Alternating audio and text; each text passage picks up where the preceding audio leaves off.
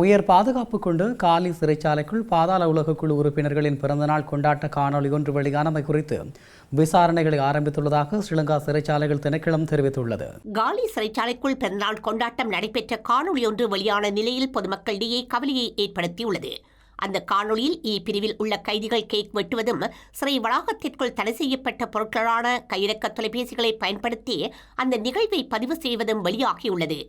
இந்த பிறந்தநாள் கொண்டாட்டம் கூலிக்கு ஆள் வைத்து கொலை செய்தல் மற்றும் பெரிய அளவிலான போதைப்பொருள் கடத்தலில் ஈடுபட்டதாக கூறப்படும் குற்றச்சாட்டுகளை எதிர்கொண்டுள்ள பாதாள உலகக்குழு தலைவரான அகுங்கல்ல லொகுபட்டியுடன் தொடர்புடைய பொடியா என்றும் அழைக்கப்படும் ஹத்திமுனி நமல் சாந்தாவுடன் தொடர்புடையது என்று கூறப்படுகின்றது. இந்த நிலையில் சிறைச்சாலைக்குள் இடம்பெற்ற பிறந்தநாள் கொண்டாட்டம் குறித்து விசாரணையை தொடங்கியுள்ளதாக சிறைச்சாலை திணைக்களம் கூறியுள்ளது. கையிறக்க தொலைபேசிகள் மற்றும் உணவுப் பொருட்கள் உள்ளிட்ட தடை செய்யப்பட்ட பொருட்கள் உயர் பாதுகாப்பு பிரிவிற்குள் எவ்வாறு கொண்டுவரப்பட்டன என்பதை கண்டறிய விசாரணைகள் முன்னெடுக்கப்பட்டுள்ளதாக அந்த திணைக்களம் தெரிவித்துள்ளது. இது தொடர்பாக காலி சிறைச்சாலையின் கண்காணிப்பாளருக்கு உடனடியாக அறிக்கையை சமர்ப்பிக்குமாறு அறிவிக்கப்பட்டுள்ளது. காணொலியில் காணப்பட்ட பல நபர்கள் பிணையில் விடுவிக்கப்பட்டுள்ளதாகவும் தெரிவிக்கப்பட்டுள்ளது.